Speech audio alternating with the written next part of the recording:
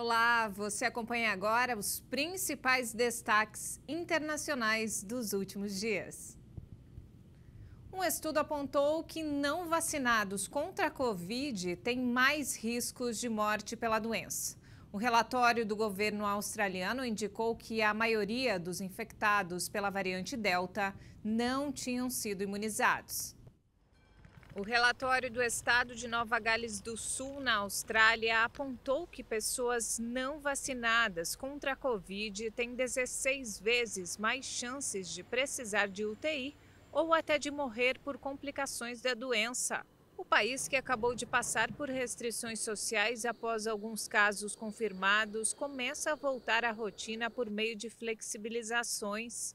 Os dados do Departamento de Saúde do Estado mostraram que apenas 11% das 412 pessoas que morreram no surto da variante Delta ao longo de 4 meses haviam sido totalmente vacinadas. A idade média dessas mortes foi de 82 anos e cerca de 3% das pessoas que precisaram de UTI receberam 2 doses de vacina, enquanto mais de 63% dos quase 62 mil casos foram em não vacinados. O relatório ainda diz que jovens com 2 doses de um imunizante tiveram taxas mais baixas de infecção e quase nenhuma complicação grave. A cientista-chefe da Organização Mundial da Saúde diz que aguarda ansiosamente pela segunda geração de vacinas contra a Covid-19. Espera-se que os imunizantes sejam fabricados nas versões nasais ou orais. Soumya Swaminathan explicou que essas vacinas teriam vantagens em relação às atuais, já que seriam mais fáceis de administrar. A cientista informou que existem 129 vacinas candidatas contra o novo coronavírus, passando por testes em humanos em ensaios clínicos. Outras 194 ainda estão sendo desenvolvidas em laboratórios. Além disso, as vacinas de spray nasal, usadas em alguns países contra a gripe, podem promover uma resposta mais rápida à infecção. Até agora, a OMS autorizou 7 vacinas contra a Covid-19. Pfizer, BioNTech, Moderna, AstraZeneca, Johnson & Johnson, Sinopharm, Sinovac e, na semana passada, Bharat BioNTech. De acordo com o balanço da France Press, mais de 7,25 bilhões de doses de vacinas anti-Covid foram aplicadas em todo o mundo. A Organização Mundial da Saúde advertiu que pode haver escassez de seringas em 2022. O que pode diminuir o ritmo de vacinação em todo o mundo. De acordo com a entidade, pode haver um déficit de até 2 bilhões de seringas no ano que vem, caso a produção não consiga seguir o ritmo da imunização contra a Covid-19. A assessora principal da OMS em matéria de acesso a medicamentos e produtos sanitários, Lisa Redman, afirmou que a escassez do produto provocaria graves problemas como a desaceleração dos esforços de imunização. Segundo a funcionária, já estão sendo tomadas medidas para tentar impedir esse cenário. Segundo um levantamento feito pela agência France Press, 7,5 bilhões de doses de vacinas contra a Covid já foram administradas em todo o mundo. Isso representa quase o dobro do número de vacinas administradas por ano no planeta e o dobro da quantidade de seringas necessárias. A falta de seringas também poderia levar à reutilização desses objetos e agulhas, que deveriam ser descartáveis, o que pode trazer o risco de outras infecções. E ainda falando sobre o assunto, Pequim decretou o fechamento de um importante centro comercial e o confinamento de vários complexos residenciais em resposta a um recente foco de Covid na capital da China.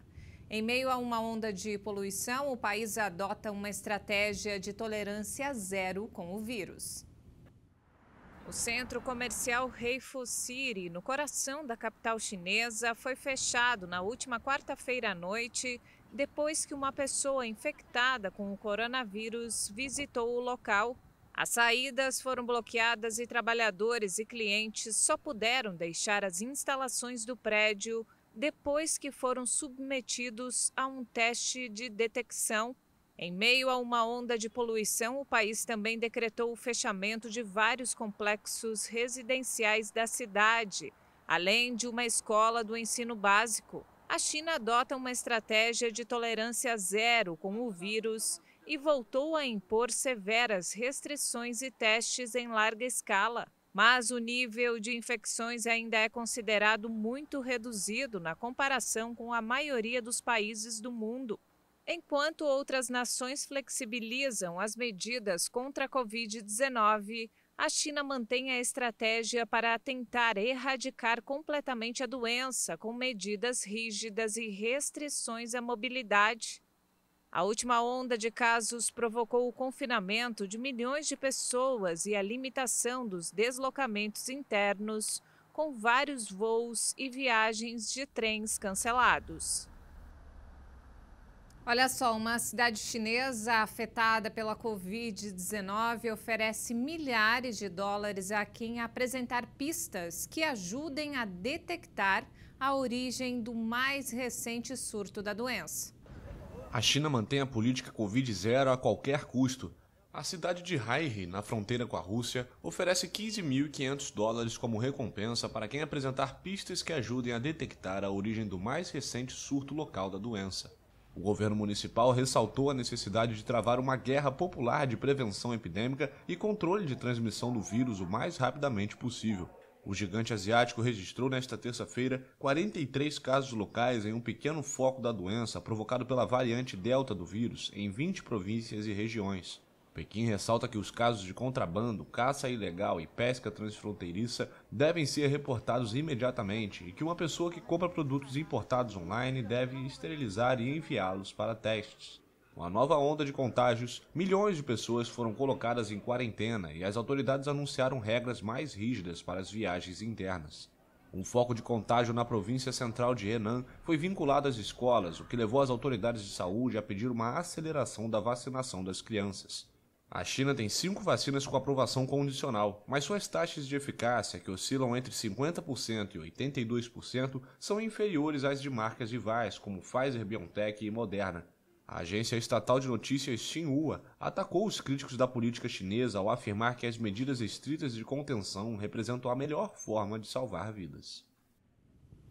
E ainda falando sobre a China, o país chegou a um acordo com os Estados Unidos para fortalecer a ação climática.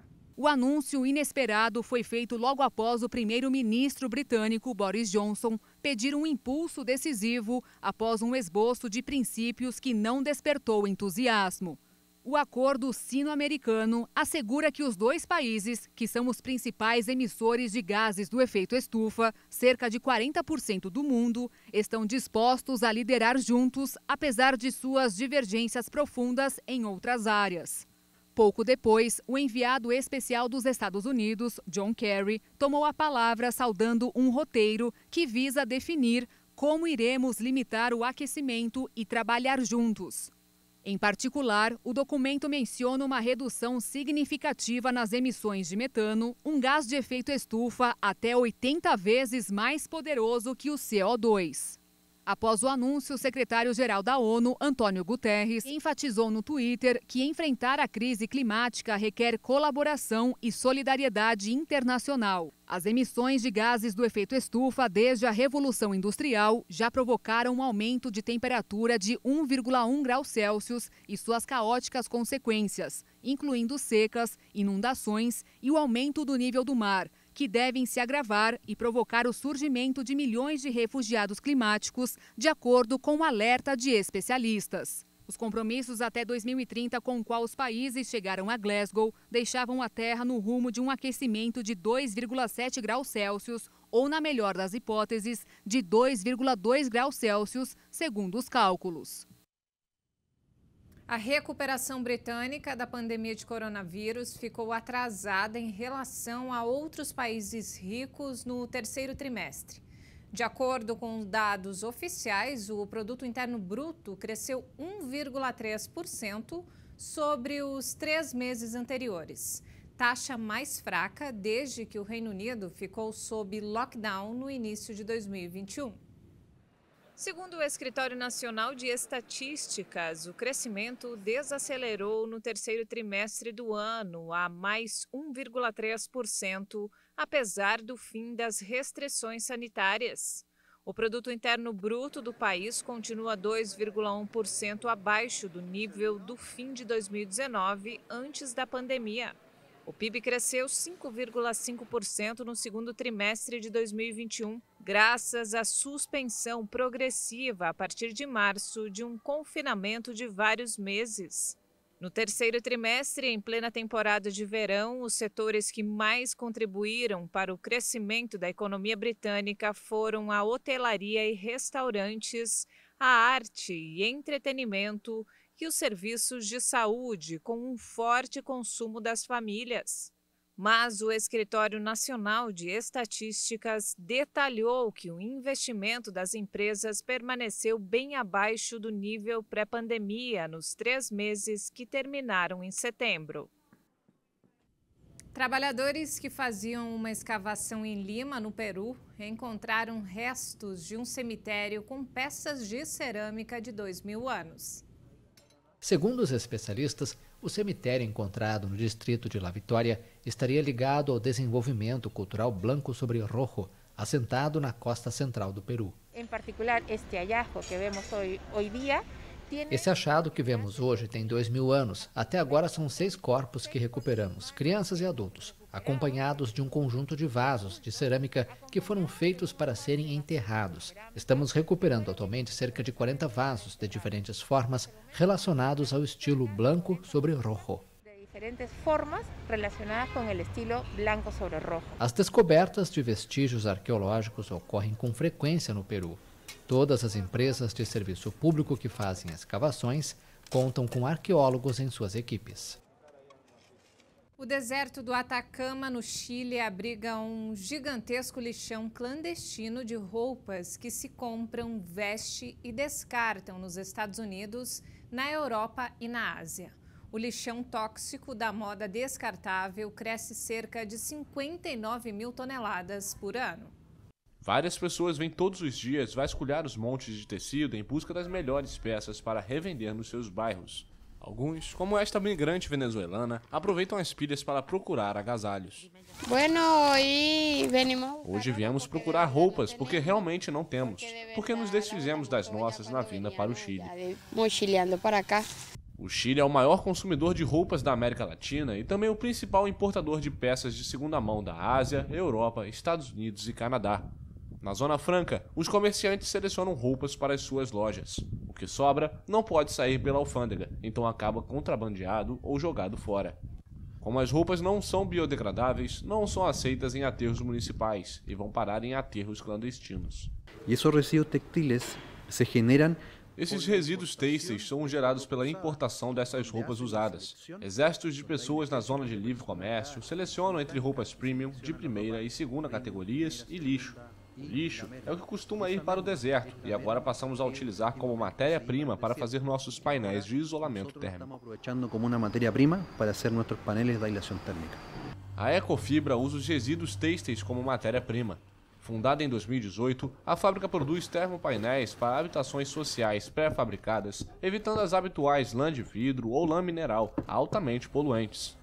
O isolante ecológico que desenvolveram faz com que a fábrica processe até 40 toneladas de roupas usadas por mês em parceria com a Zona Franca de Iquique e com o apoio das autoridades ambientais da região de Tarapacá.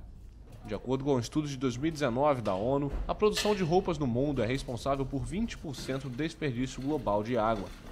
O mesmo relatório destaca que a fabricação de roupas e calçados gera 8% dos gases de efeito estufa e que a cada segundo, uma quantidade de tecidos equivalente a um caminhão de lixo é enterrada ou queimada.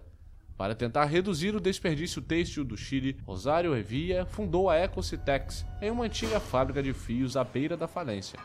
Agora, a empresa faz fios 100% reciclados a partir de roupas em mau estado e restos têxteis.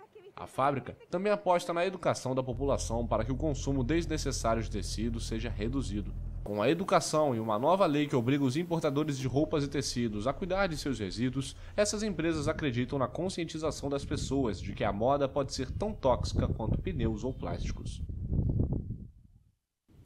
E olha só que bacana essa história. Uma enorme fábrica na Islândia foi projetada para capturar o CO2 eliminado do ar e transformá-lo em pedra. O projeto é mais uma tentativa de conter o aquecimento global. Esta é a maior fábrica do mundo projetada para capturar o CO2 diretamente do ar e transformá-lo em rocha. O projeto piloto, chamado Orca, que significa energia em islandês, se distingue da tradicional captura de CO2 das chaminés das indústrias poluentes. Lançada em setembro pela startup suíça Climeworks, a instalação é o resultado de uma aliança com a Carbfix, empresa islandesa pioneira em armazenamento subterrâneo de carbono, e a OnPower, operadora de uma usina geotérmica vizinha.